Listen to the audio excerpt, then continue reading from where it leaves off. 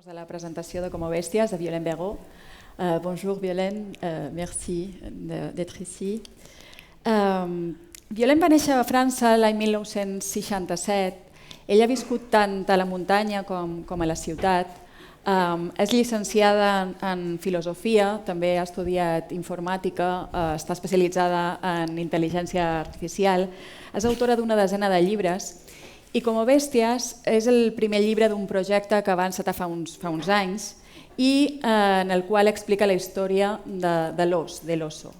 De fet, explica la història de l'aparició misteriosa d'una nina enmig de les muntanyes que ningú sap d'on surt, però ha de venir de qualque banda. Aquesta nina ha de tenir una família.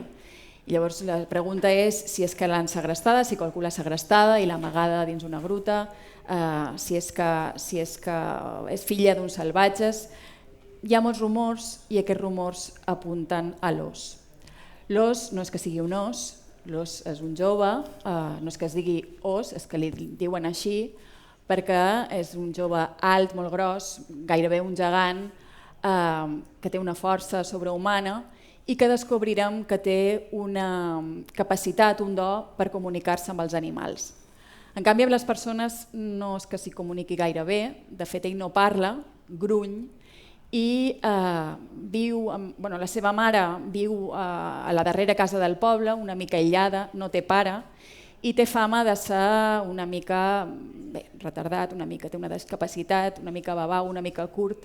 El llibre posa que li diuen discapacitado medio bobo.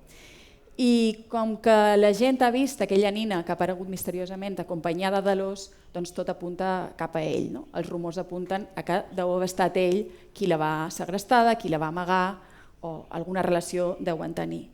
Això és el que diuen els rumors del poble, perquè després la gent gran, els vells del poble, diuen que no, que les culpables de que la nena hagi aparegut a les muntanyes són les fades.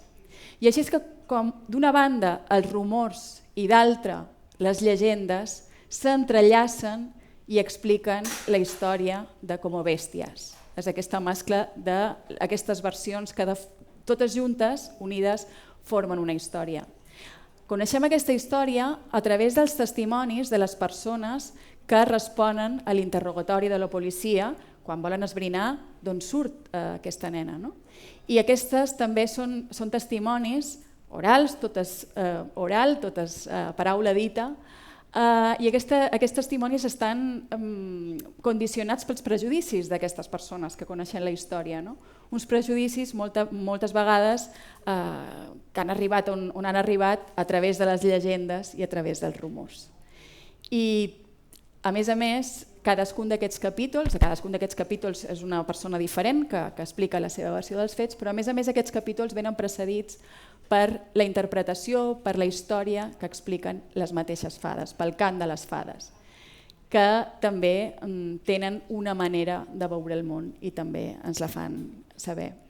Llavors, a mi m'agradaria començar parlant de l'oralitat, de la importància de la paraula dita, de les llegendes, dels rumors, que responen, potser no responen a la realitat, però en qualsevol cas creen noves realitats, condicionen la realitat. A partir d'una ficció podem construir una realitat nova, que és una mica el que passa a les religions, és el que passa a les civilitzacions, és el que passa a qualsevol tipus de comunitat, que el mite acaba sent tan fort com la mateixa realitat. Oui,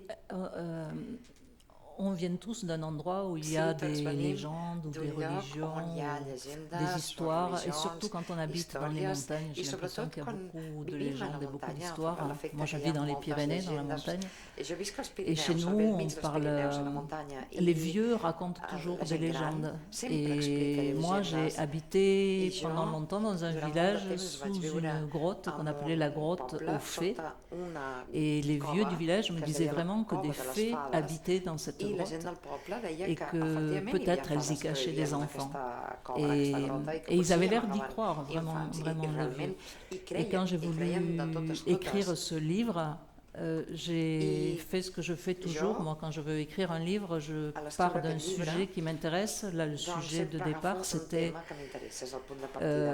pourquoi les enfants ou les adultes que nos sociétés trouvent anormaux, qui relèvent de la psychiatrie, par exemple, pourquoi ces enfants ou ces adultes ont des contacts plus faciles que nous, gens normaux, avec les animaux. Pourquoi il se passe entre eux parfois une communication extraordinaire. Et la question que je me suis posée pour écrire sur ce sujet-là, c'est toujours la même question pour moi, c'est comment je vais en parler, c'est-à-dire avec quelle forme. Et la forme, ça a été pour moi de donner la parole à plusieurs personnes différentes et aussi une parole pour la légende, donc le chant des fées, pour parler de la même histoire, parce que tu parlais de la vérité ou de la rumeur, de la vérité, de la réalité. Quand on lit un fait divers dans le journal, nous, lecteurs ou la police, va chercher qui est l'auteur du fait divers. On a besoin d'accuser quelqu'un. Mais est-ce qu'il y a une seule vérité? Est-ce qu'il y a une seule réalité? Je ne pense pas. Je pense qu'il y a autant de vérités qu'il y a de personnes. Et raconter une histoire par plusieurs voix, la voix de plusieurs personnes et même la voix de la légende, la voix des faits, ça permet d'avoir autant de réalité que de personnes. Ara parlarem de l'os i parlarem d'aquesta diferència que ell té i aquests rebuts que hi ha per part de la comunitat per tot allò que és diferent. Parlarem també de la seva capacitat de comunicar-se amb els animals, però abans comentaves, tu vius ara a la muntanya però has viscut també a la ciutat i de fet, si ho tinc entès, va ser en un vol, estaves volant, t'hi vas dir sí, així em puc guanyar bé la vida, però realment necessito tornar a la muntanya, necessito tocar muntanya, necessito estar en contacte amb la natura i és per això que fa gairebé 30 anys que vius als Pirineus, si no estic equivocada. Oui, en fait, la réalité, c'est moi, je suis née dans la montagne, je suis née dans les Pyrénées, dans une famille du côté de mon père, c'était des paysans pauvres de la montagne, et depuis que je suis toute petite, je dis je veux être paysanne dans la montagne, et on me dit non, non, non, tu fais des études, tu gagnes de l'argent, tu vas à la ville parce que c'est trop la misère d'être paysan dans la montagne. Donc j'ai été sérieuse, j'ai fait des études en informatique, en intelligence artificielle. Et à l'âge de 30 ans, j'ai dit ça ne me convient pas du tout. Ça peut convenir à d'autres personnes, mais pour moi, ça n'a pas de sens.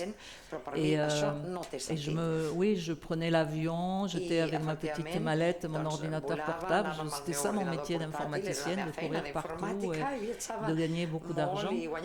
Mais toutes les fins de semaine, tous les week-ends, je rentrais vite pour aller marcher dans la montagne. Et je me suis dit, il faut que je change tout, il faut que je vive là où j'aime être le plus, dans la montagne, et il faut que j'invente un métier là. Et je me suis installée à l'âge de 30 ans en montagne avec des chèvres et des chevaux, et j'ai vécu une vie très très à la marge, un peu comme les protagonistes de ce livre, en gagnant très peu d'argent mais assez pour vivre, et surtout en étant très heureuse là où je vivais, et j'avais pas besoin de partir en vacances, c'était mon lieu de vie, était mon lieu de vacances, donc c'était merveilleux, ça avait du sens pour moi. Et si j'ai arrêté, c'est parce que ma vie était très très physique, très extrême, et je suis tombée gravement malade avec une maladie qui s'appelle maladie de Lyme. C'est une maladie qu'on attrape avec les tiques, et je ne pouvais plus marcher. Je commençais un début de maladie d'Alzheimer, j'étais très abîmée. Et donc maintenant j'ai une vie un peu plus calme, mais toujours dans la montagne. Maintenant je vis uniquement de l'écriture, mais dans une vie quand même très reculée, en gagnant pas beaucoup d'argent, un petit peu avec mes livres, mais ça suffit pour vivre chez moi. Ho deia també perquè el llibre parla de la societat rural, d'aquesta manera de funcionar de les societats rurals, però també les societats urbanes hem acabat també, potser per les xarxes socials, basant-nos molt en els rumors, basant-nos en els rumors, també en les llegendes, en allò que es diu, no? En allò que ens han explicat que arriba, i això també condiciona la política, també condiciona el periodisme, també condiciona les mateixes societats, és a dir, que encara que l'entorn urbà en principi aparentment ens havia de protegir una mica del què diran, no? Perquè hi ha tanta de gent que és impossible, no? Saber-ho tot de tothom, hem acabat també reproduint aquests tics, no? Que creen les societats o que creen les comunitats, que és parlar dels altres. Oui, mais l'homme est un animal sociable. Donc, on est influencé. Si je parle avec quelqu'un, forcément, ce qu'il dit va un peu m'influencer. Et on est dans des sociétés où on est dans des sociétés gérées par la peur. On a toujours peur de l'autre. Nos gouvernements, je pense que c'est pareil ici, mais nos gouvernements nous gèrent beaucoup par la peur. Et alors je vais parler pour la France, vous vous adaptez pour ici, mais en France, on cache de plus en plus tout ce qui nous fait peur. On cache les enfants ou les adultes qui relèvent de la psychiatrie, ils sont enfermés, les détenus en prison, les vieux dans les maisons de retraite. On enferme les gens et on nous montre que tout ce qui va bien et on nous fait peur. Et je crois que la ville, vivre en ville, ça ajoute encore à ça. Et quand on vit avec de l'espace, on a moins peur. Je vais faire une comparaison avec les animaux parce que moi je compare toujours aux animaux. Pour moi, l'homme est un animal, donc je compare toujours aux animaux. Si vous mettez 1000 cochons ou 3000 vaches ensemble dans un hangar, ils vont tous se battre, se manger les oreilles, se donner des coups. Si vous mettez 1000 ou 3000 hommes dans une tour, c'est infernal. C'est pareil. Vous mettez 1000 vaches dans de l'espace, ou 1000 cochons dans de l'espace, tout va bien. Vous mettez 1000 hommes dans de l'espace, tout va bien. C'est juste une question d'espace. Et la différence est plus facile à vivre avec de l'espace. Et dans mon livre, plusieurs personnes témoignent donc à propos de cet homme étrange qu'on appelle l'ours. Et comme il vit là, il vit pas loin de ces gens-là, mais on ne le voit pas beaucoup, il y a de l'espace, donc il est toléré. Il est toléré parce qu'il y a de l'espace. Il est toléré par certains et moins par d'autres. Ara anava cap aquí, no? És a dir, l'os és tolerat per alguns, com més lluny estan d'ell, d'altra banda, més el toleren, no? Com més a prop el coneixen, més prejudicis tenen cap a ell, els testimonis que estan responent en aquest qüestionari de la policia, i els fa por justament per la seva diferència, perquè és un ésser especial, és un ésser que no acaben d'entendre i la comunitat ja li va bé mantenir-lo una mica al marge, ja li va bé que estigui una mica lluny, que no es mescli tant amb ells, no els acaba d'agradar que tenir-lo a prop. I una mica també pensava que és un reflex de, a vegades, com actuam amb el món rural, que com que no l'acabem d'entendre, com que no està dominat, com que no està sotmès, ens genera també aquesta por, no? I ens va bé que estigui una mica lluny, no? No sé si hi ha o no aquesta comparació. Oui, je comprends ça. Moi, quand j'explique la façon dont je vis donc dans la montagne, dans des conditions très extrêmes et très rustiques. Je suis en pleine forêt, il faut monter à pied, la voiture est garée en bas, il faut monter longtemps à pied pour arriver jusque chez moi. Je suis toute seule au milieu de la forêt, des animaux, et on me dit souvent, est-ce que tu n'as pas peur chez toi la nuit? Mais non, j'ai pas peur chez moi, mais tout le monde me pose la question. Mais non, moi je me sens très en sécurité. Quel est le problème? Où est le problème? Il n'y a pas de problème. Et donc on imagine ça. Après, on Donc, je pense qu'il y a des choses qui font peur dans cette vie et il y a aussi des choses qu'on idéalise ou qu'on trouve très romantiques. Et moi, j'entends souvent des gens me dire « Oh, je vais arrêter mon travail pour aller lever des chèvres dans la montagne, ce sera beaucoup plus tranquille. » Non, c'est pas tranquille. Ou alors c'est parce que tu le fais mal. Mais si tu veux vraiment t'occuper bien des chèvres dans la montagne, c'est pas tranquille du tout. Et c'est méprisant de dire je vais aller faire ça pour être tranquille. C'est faux. Donc on peut se tromper. Mais comme moi, je me trompe sur la ville, c'est pareil. Moi, j'ai pas beaucoup habité en ville. Et il y a longtemps que j'habite plus en ville. Et ma vision de la ville est sans doute très fausse. Et chaque fois que je vais en ville, je me dis oh, mais les gens sont souriants. Oh, mais les gens ont l'air heureux. Oh, alors que dans ma tête, les gens sont forcément malheureux en ville. Donc on se trompe dans les deux sens.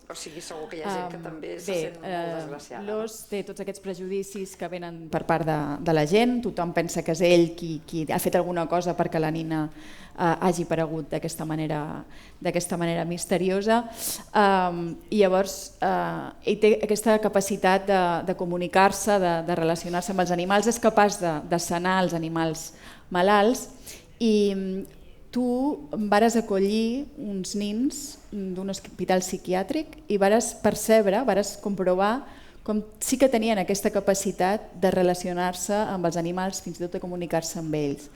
A què creus que es deu això? Je ne sais pas expliquer pourquoi. Je peux juste remarquer et constater.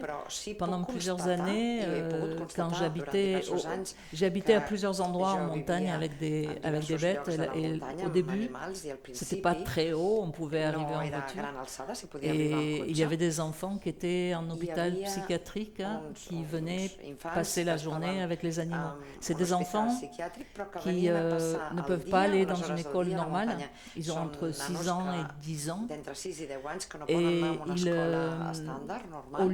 à l'heure où les enfants vont à l'école, eux, ils vont à l'hôpital psychiatrique. Et ils venaient pour la journée à la ferme et on les mettait, mon compagnon et moi, on laissait toujours les animaux en liberté, dehors, jamais attachés. Un animal attaché, c'est un animal qui peut être dangereux. Et un enfant qui est en psychiatrie peut arriver, taper dessus, et si l'animal est attaché, c'est la catastrophe. Donc toujours animaux en liberté et enfants en liberté, les deux en liberté. Et si quelque chose veut se passer, il se passe quelque chose entre les deux. Et parfois, il se passait des choses extraordinaires. Des choses extraordinaires du côté des enfants. Mais moi, je ne connaissais pas les enfants, donc je ne me rendais pas compte que c'était extraordinaire. C'est après les gens de l'hôpital qui voyaient, qui me disaient « Cette petite fille n'a jamais ri. On n'a jamais entendu son rire depuis 3 ans. Elle vient à l'hôpital depuis 3 ans. Jamais elle n'a ri. Dès qu'elle est dans le troupeau de chèvres, elle rit. Elle rit. Moi, je trouve ça normal parce que j'ai des chèvres très joyeuses et je trouve normal de rire quand on est au milieu de mon troupeau de chèvres qui sont pas des chèvres de rendement avec beaucoup de lait, mais qui sont des très belles chèvres avec des grandes cornes, des grands poils et qui sautent dans tous les sens. Et c'est normal de rire. Donc ça, c'est l'enfant qui est transformé par l'animal. Et après, il y a l'effet inverse qui est très impressionnant pour moi, c'est l'animal qui est transformé par l'enfant. Parce que je connais mes animaux, je sais comment ils sont. Et par exemple, j'ai beaucoup d'histoires, mais dans le troupeau de chèvres, il y avait une brebis, un mouton, une brebis, qui s'appelait Pénélope. Et Pénélope était très gentille parce que je l'avais élevée au biberon, elle avait été abandonnée par sa mère, je l'avais récupérée, je l'avais élevée au biberon, donc elle était très gentille. Et un jour, un petit garçon rentre dans le troupeau des chèvres et va directement vers Pénélope et il est petit, il a 6 ans. ans ou 7 ans et la brebis est aussi grande que lui. Et il se met derrière la brebis et il prend la laine dans les mains, comme il prendrait un guidon d'une moto.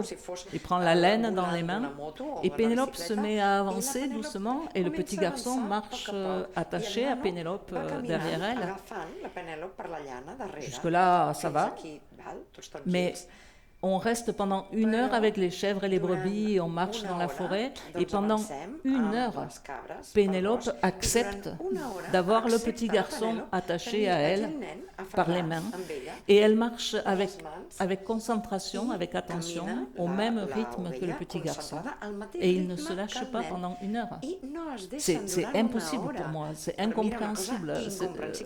Ma brebis ne doit pas accepter ça et elle est très heureuse, elle est très fière. Elle avance avec son petit garçon attaché derrière.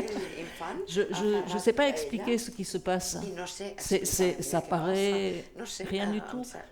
Mais moi, je sais que c'est anormal pour une brebis d'accepter ça. Et je la vois très heureuse de ce qui se passe. Et pourquoi ils communiquent entre eux, je ne sais pas. Et plein d'exemples comme ça. Je vous en donne un autre. J'avais des petits poneys, ça s'appelle des poneys Shetland. C'est de tout petits poneys et que j'avais récupérés, qui avaient dû avoir une vie difficile. Il y en avait 5. Et il y en a un au milieu que je ne pouvais jamais toucher, qui était très sauvage. C'est pas grave, je ne le touchais jamais. Et un jour, un petit garçon de l'hôpital psychiatrique entre au milieu des poneys et il va directement vers ce poney et le poney avance directement vers lui et le petit garçon ouvre les bras et le poney pose sa tête là et le petit garçon et le poney restent appuyés comme ça l'un contre l'autre. Je n'ai jamais touché ce poney, ni avant ni après. Le petit garçon et le poney sont restés, je ne sais pas, 10 minutes, un quart d'heure dans les bras l'un de l'autre. Je sais que le petit poney avait vécu des choses très difficiles. Je sais que l'enfant était en hôpital psychiatrique, je ne sais pas pour quelle raison. Je ne sais pas ce que le poney et l'enfant ont senti de leur histoire commune, mais je pense qu'ils ont partagé quelque chose. Et ça, pour moi, c'est extraordinaire.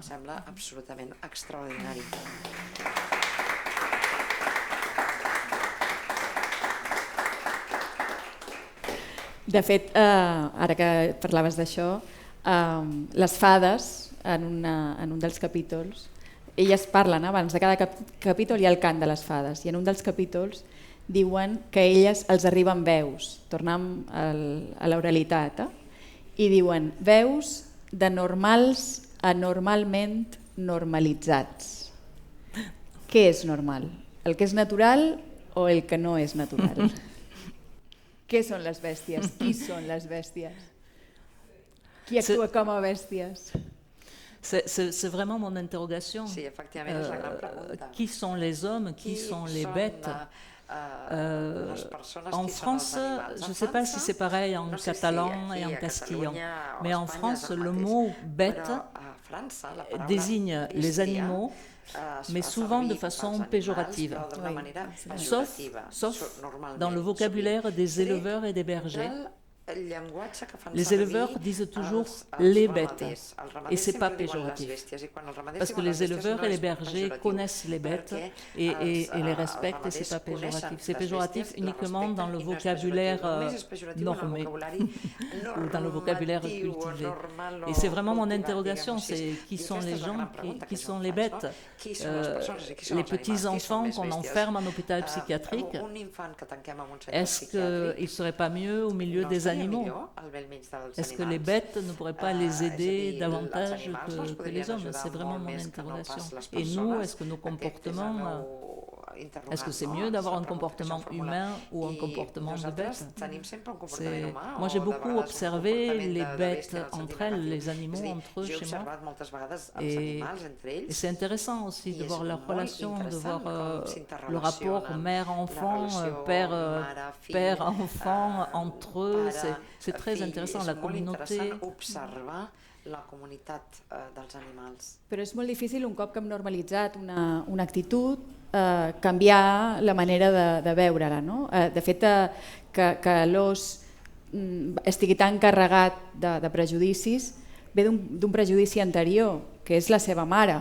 La seva mare viu tota sola, sense parella, amb un fill, mig del no res. Al final, ell és fruit també del malparlar que ha rebut abans la seva mare. No? I de fet és una de les coses que remarquen les fades. Les fades tota l'estona estan qüestionant o estan explicant alerta com el món veu el que passa, no? Com les societats interpreten el que passa. Oui, les faits, quand j'ai écrit le livre, j'ai écrit des témoignages de différentes personnes donc sur un fait divers. Et j'avais fini le livre comme ça. Et moi, quand j'écris, je travaille beaucoup la langue. J'écris des livres très très courts où je travaille beaucoup la langue du livre. Et il manquait quelque chose pour moi. Et je passais d'un témoignage au témoignage suivant d'un coup. Et je vais faire une comparaison avec la nourriture parce que je suis très gourmande. Quand je mange 2 plats, entre les 2 plats, je trouve dommage de ne pas pouvoir me nettoyer la bouche pour avoir un goût neutre pour le deuxième plat. Et là, dans votre oreille, si vous lisez un témoignage juste après l'autre, vous avez dans l'oreille le rythme du témoignage précédent, la façon de parler, parce qu'ils parlent tous différemment, la façon de parler de la personne précédente. Donc j'avais besoin de vous nettoyer l'oreille pour que vous soyez neutre pour le témoignage suivant. Et c'est comme ça que j'ai trouvé le champ des faits. J'ai pensé à la tragédie grecque et au cœur antique. Et je me suis dit, je vais faire quelque chose comme le cœur antique qui regarde se passer la tragédie d'un peu plus haut et qui commente ce que font les hommes en étant un peu décalés de l'humanité. Et donc c'est le champ des faits. Elle raconte la même histoire mais un petit peu décalée. Però es fixen molt en el paper de la dona, no? En com s'interpreta el que fan les dones. Té una mirada femenina, les fades. Oui, tous mes livres, j'écris depuis 30 ans, j'ai écrit une dizaine de romans. Et dans tous mes livres, j'écris beaucoup sur le féminin, sur la place de la femme dans la famille, dans le couple, dans la société, et sur le ressenti féminin. Et là, je ne voulais pas écrire sur ça, mais c'est encore ressorti dans ce livre-là. Perquè hi ha 2 interpretacions sobre les fades. Hi ha una interpretació que diu que són elles les lladres de nens i per tant són més dolentes que les bruixes perquè han fet una cosa com robar una nena, no? Però l'altra versió diu que no, que són bones, que estan protegint la nina, no? De que no li passi res dolent. I diu, bé, és que les llegendes sempre se poden explicar d'una altra manera, no? Oui, et c'est intéressant, les faits. Chez moi, en patois, la langue qu'on parle chez moi, on le dit, je pense, comme vous dites en castillan, on dit las hadas. Et las hadas, elles sont ni bonnes ni mauvaises. Elles peuvent être bonnes et elles peuvent être mauvaises. Et il faut faire attention à elles. Il ne faut pas leur déplaire. Et c'est un peu ça dans le livre. Les faits peuvent amener le malheur si on fait n'importe quoi. Et dans les légendes que j'entends dans les Pyrénées, c'était ça, il fallait faire doucement avec les faits et il fallait faire doucement avec les femmes. El llibre té 138 pàgines, és un llibre molt breu, tu fas llibres breus. Ara ens explicaràs el projecte, si vols, si et ve de gust. Però és molt breu i ens fa recordar els contes, ens fa recordar les llegendes que s'expliquen en molt poques paraules, però està protagonitzada per un os, un animal. Per tant, ens faria pensar en un fable, en una faula. Oui, mais moi, quand j'écris, je ne pense pas à ça. Moi, quand j'écris, ce qui est important pour moi, c'est de faire passer l'émotion. Et c'est la seule chose importante pour moi. C'est comment utiliser les mots et la ponctuation, qui sont mes seuls outils, pour arriver à faire passer l'émotion. Ce qui est important pour moi, c'est que quand vous refermez le livre, vous disiez il m'est arrivé quelque chose. Et je ne dis pas je veux une morale, je veux faire une fable. Non, pas du tout. Pas du tout. Je veux juste parler de quelque chose qui m'interroge. Et je vous laisse juger après la morale de l'histoire. Donc c'est pas une fable avec une morale. Il n'y a pas de morale final. El llibre comença, la idea del llibre comença per aquestes visites que explicaves dels nins, oi? Aquesta és la idea, sorgeix d'aquí, però quan dius que forma part d'un projecte, en què consisteix aquest projecte? Oui, au début du livre, il y a écrit que ce livre fait partie d'un projet parce que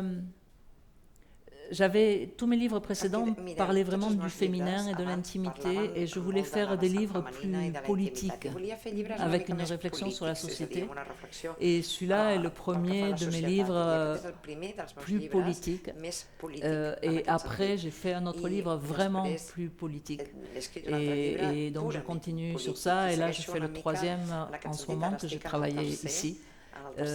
Qui est politique, mais à ma façon, c'est-à-dire que je prends des thèmes qui, pour moi, sont des thèmes importants dans la société. Actuellement, je travaille sur notre rapport à la vieillesse et à la mort. Qu'est-ce qu'on fait avec les gens qui vieillissent dans nos sociétés ? Pourquoi on les enferme? Pourquoi on ne parle jamais de la mort? Pourquoi on ne se prépare pas à la mort? On va tous mourir. On peut tous mourir dans 1 heure. Mais surtout, il ne faut pas en parler. Si je dis je peux mourir dans 1 heure, et vous aussi. Non, non, non. Si, c'est la réalité. Si, c'est la réalité. Et voilà, je travaille sur ça. Quand je dis politique, c'est parce que pour moi, c'est des réflexions générales comme ça. I no creus que és una manera no parlar-ne, d'intentar no recordar-ho tota l'estona, la qual cosa seria bastant desesperant i bastant angoixant pensar que en qualsevol moment ens poden morir? C'est une façon de m'aider à y réfléchir.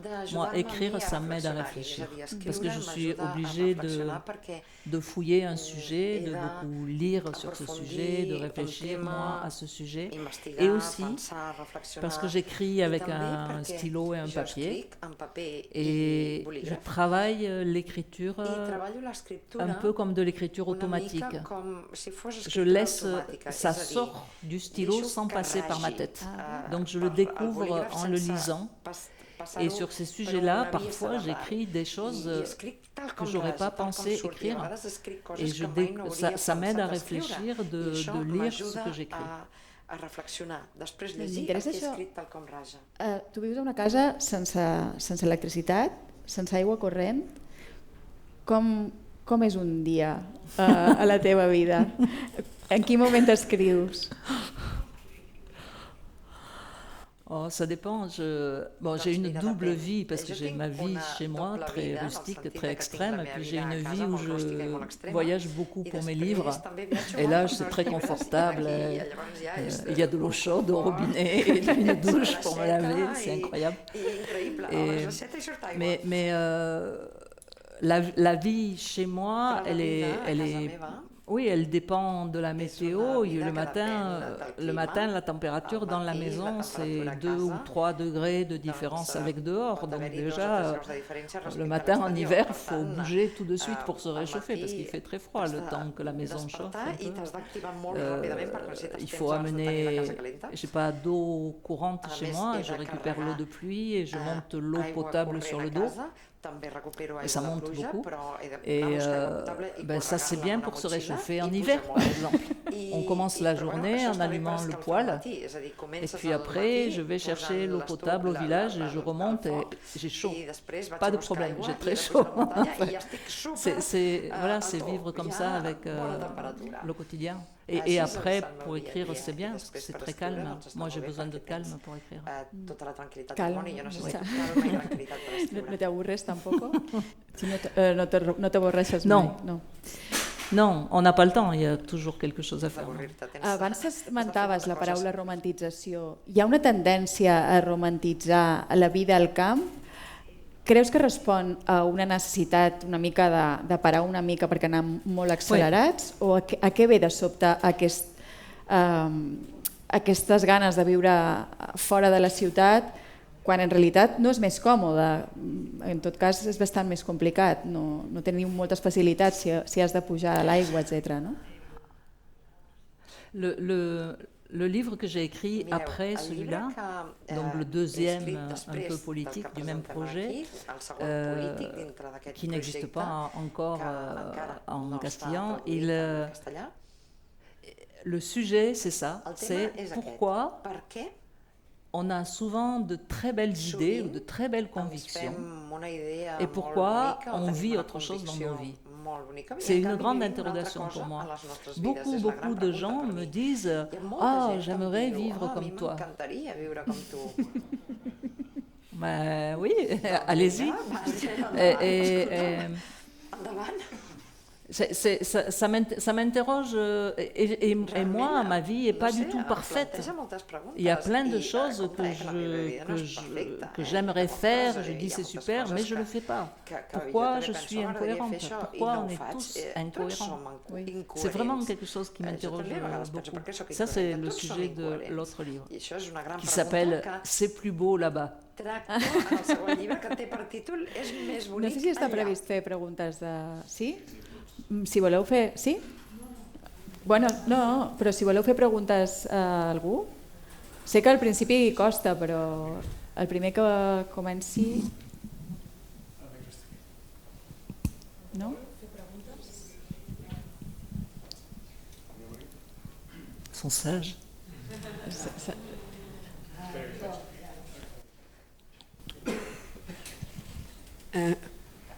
¿Cómo has escogido, he leído el libro ya, los diferentes personajes que aparecen? ¿Por qué es uno y no otro? Je réfléchis pas. En fait, quand j'écris un tout petit livre, mais pour écrire 138 pages, j'écris des milliers de pages. Vraiment. Et j'écris.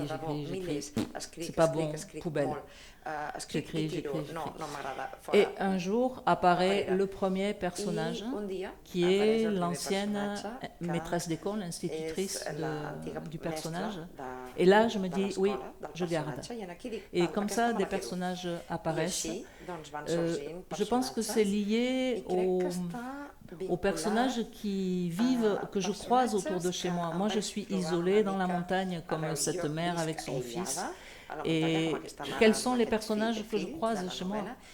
Chez moi, je croise des chasseurs.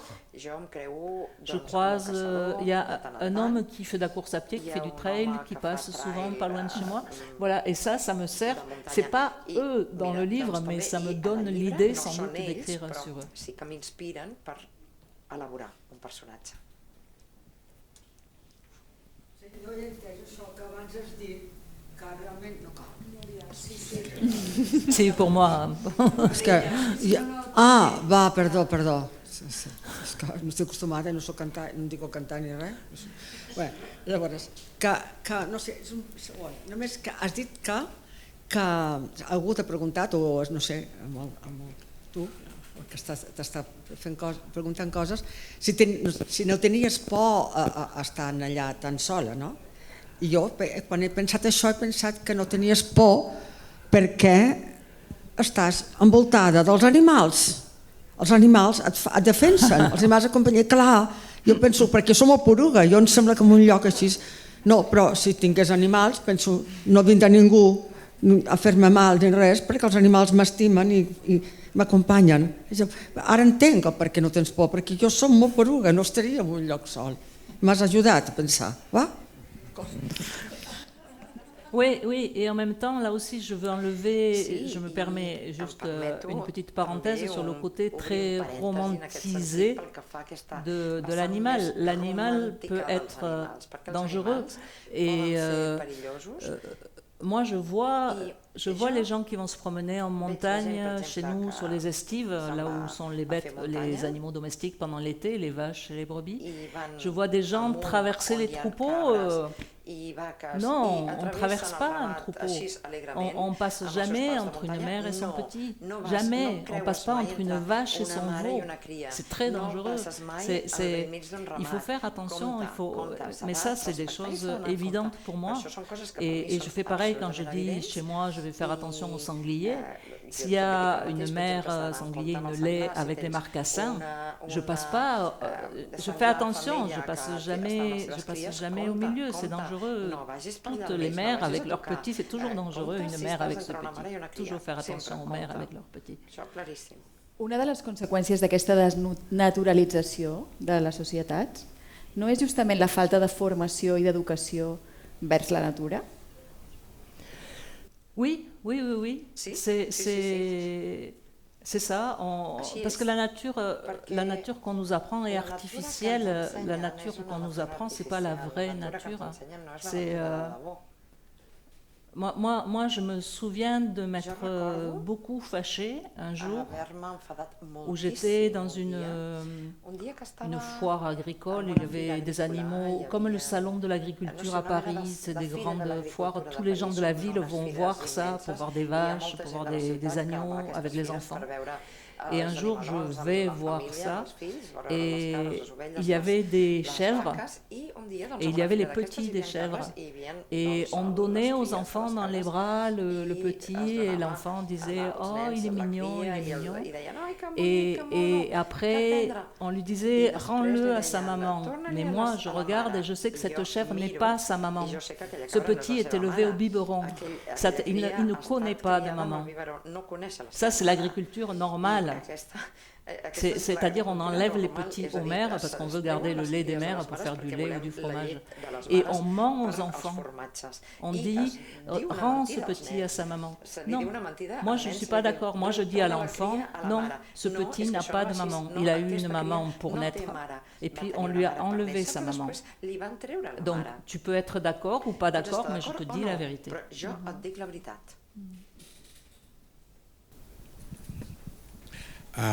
Merci, voilà, pour votre livre. Je l'aime beaucoup parce qu'il y a une voix très originale. Voldria preguntar-te, seguint una miqueta amb aquesta curiositat envers els animals, és una pregunta poc literària, però bueno, aquesta morbositat que també tenim els lectors envers la vida dels autors, no? Tu deies, viatjo molt per promocionar els meus llibres, i llavors què passa amb les cabres i la resta dels animals quan estàs por ahí? C'est une excellente question parce que très souvent on me dit mais tu diras bonjour aux chèvres quand tu rentres. Mais je n'ai pas de chèvres. Si je suis ici, c'est parce que je n'ai pas de chèvres. Je n'ai plus mes animaux. J'ai arrêté, quand j'ai été malade il y a 10 ans, j'ai arrêté l'élevage. Et si j'avais encore des animaux, je serais avec mes animaux, je ne serais pas en train de courir partout pour parler des livres. Les deux choses ne sont pas compatibles pour moi. Même écrire, je n'y arrivais pas quand j'avais des animaux. Pendant 12 ans, j'ai élevé des animaux et pendant 12 ans, j'ai arrêté d'écrire. J'ai écrit avant, j'ai écrit après. Pourquoi ? Parce que quand on est éleveur, dans des conditions rustiques, on a toujours les animaux dans la tête. Et pour écrire, il ne faut rien avoir dans la tête.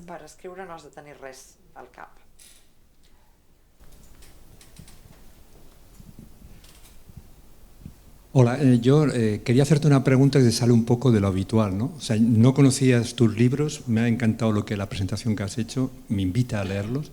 Pero te preguntaría una cosa, espero que no sea excéntrica la pregunta, si sueñas y en los sueños qué papel juegan en tu escritura, ¿no? Porque todo lo que has dicho me ha sonado a una versión onírica, ¿no? de la naturaleza. Y te preguntaría si sueñas con animales y si los sueños desempeñan un papel en tu creación, en tu escritura. J'ai une relation bizarre au rêve. j'ai l'impression que je ne rêve pas. Je ne me souviens pas de mes rêves. J'ai une relation au sommeil très bizarre, je dors très peu et je ne me souviens pas de mes rêves et je ne sais pas de me souvenir de mes rêves. Donc pour moi, les rêves, la nature, les animaux, c'est pas lié, j'ai l'impression. La literatura i els animals crec que no estan lligats, que en sigui conscient, si més no. Qualque pregunta? Gavi, volies? Sí, dir-te que m'ha encantat el llibre, per això també és un plaer haver-te convidat aquí a aquest festival.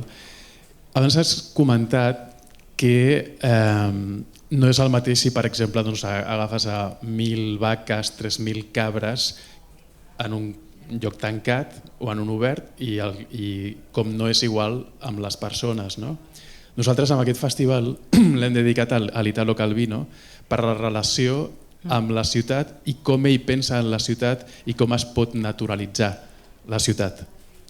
Ahir vam tenir un urbanista que ens comentava que es va pensar en un moment la possibilitat, algú va fer una proposta, de donar una hectàrea a cada família a Espanya.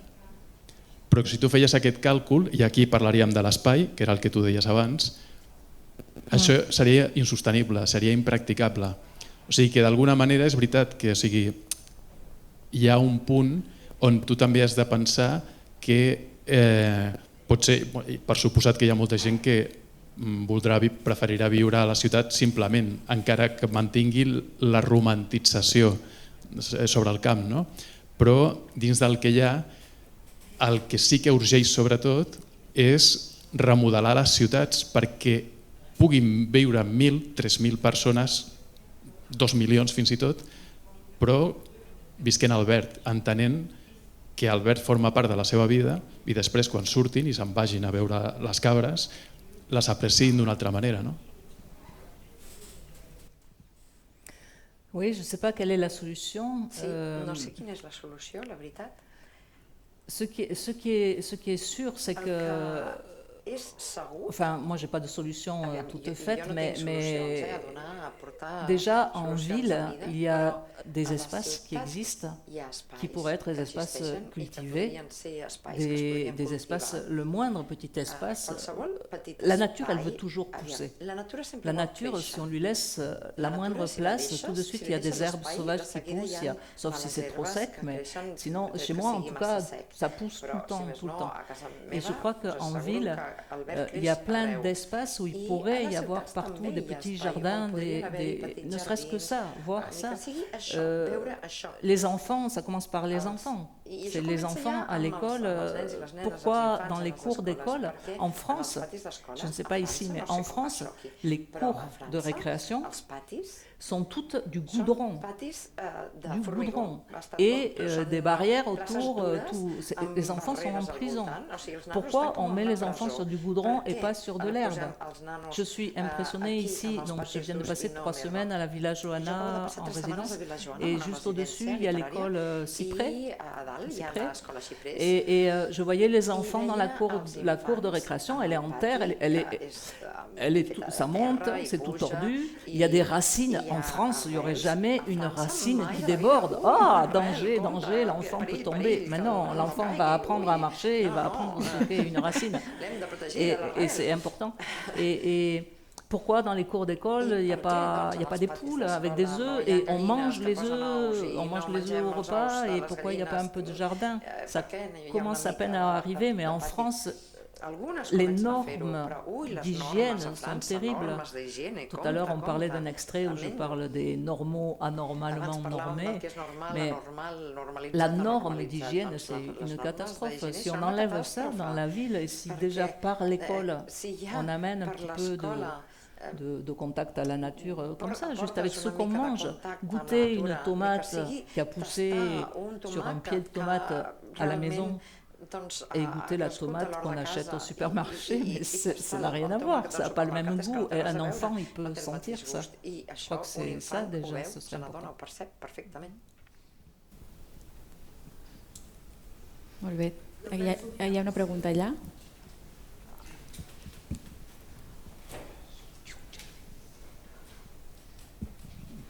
Hola, estava escoltant el que estaves explicant de la visita dels nois, dels nens de l'hospital psiquiàtric a la natura.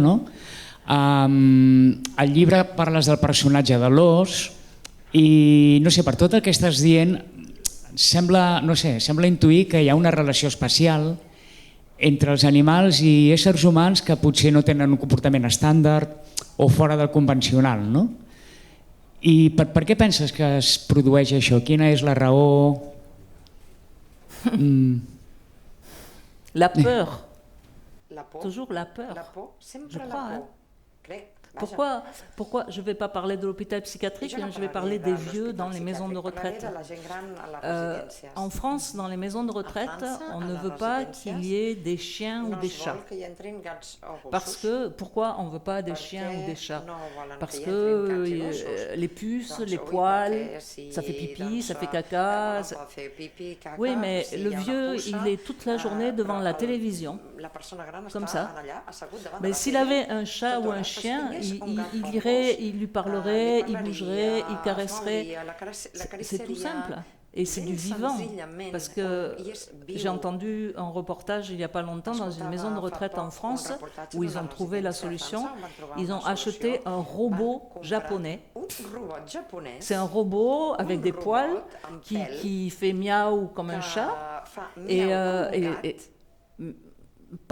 C'est pas sale, c'est pas aucun problème d'allergie. Ouais, mais c'est pas un être vivant, c'est un robot. On est fou, on est complètement fou. Sí, però a més ell preguntava per què creus que hi ha aquesta relació amb aquests nens que tenen, doncs això, que estan en un hospital psiquiàtric i no, per exemple, no tenen la mateixa relació que tenen les cabres amb tu o els ponis amb tu. Això no ho has acabat mai d'intuir o... Je ne sais pas expliquer. Je sais que alors je vais parler de moi et mes animaux. Je sais que mes animaux ressentent toutes mes émotions. Je vous donne un exemple très simple. Quand j'avais des chèvres, le matin, j'allais traire les chèvres. Et je faisais la traite à la main, pas avec une machine. Je n'avais pas d'électricité. Et je n'attachais pas les chèvres. Normalement, quand on traite des chèvres, on leur bloque la tête et puis on va traire derrière. Moi, elles étaient en liberté autour de moi. Donc il faut qu'elles soient d'accord, puisqu'elles sont en liberté. Et ça se passait toujours bien. Et si un matin, j'étais très énervée, ou j'étais en colère, dès que j'arrivais, impossible. Dès que j'approchais d'une, et toutes elles partaient et elles me regardaient, l'air de dire tu te calmes et après on fera la traite. Et moi je les avais pas, j'avais pas crié contre elles, enfin c'est juste qu'elles avaient senti mon état d'esprit quand j'arrive et c'est toujours comme ça. J'ai eu une expérience avec une jument qui avait une très mauvaise relation avec les hommes. Moi, je pouvais travailler avec elle, mais elle ne pouvait pas travailler avec les hommes. Je pense que c'était aussi un passé difficile. Et à un moment, j'ai vécu avec un homme pas très sympathique. Et un jour, j'étais très très mal parce que ça avait été un peu violent entre nous. Et je passe dans la prairie où étaient les chevaux. Et cette jument, qui n'était pas gentille, qui n'était pas affectueuse, vient tout de suite vers moi, me bloque le chemin, je ne peux pas passer. Comme pour me dire, ok, je sais ce que c'est, je sais ce que tu vis, je connais les hommes pas gentils, appuie-toi contre moi et pleure. Mais vraiment, j'ai senti qu'elle me disait ça. Ça paraît idiot dit comme ça, mais je vous promets, j'étais vraiment dans un sale état. Cette jument est venue vers moi, m'a bloquée et je me suis appuyée contre elle et j'ai senti que, voilà, elle avait senti mon état et elle savait qu'elle pouvait répondre à ça. Donc ce n'est pas uniquement les enfants ou les gens d'hôpital psychiatrique, c'est que les animaux sentent toujours les choses, mais c'est nous qui n'entendons pas ce qu'ils sentent. Ara acabarem si no tenim cap més pregunta, però m'agradaria preguntar-te, no trobes a faltar els animals de la teva vida? Ça ne me manque pas parce que j'ai l'écriture. No, perquè tinc l'escriptura. Et moi, je suis quelqu'un de très passionné. Quand je fais les choses, je les fais à 100%. Et je fais l'élevage à 100% dans ma vie et je fais l'écriture à 100%. Donc, ça va. Moltíssimes gràcies. Merci à vous.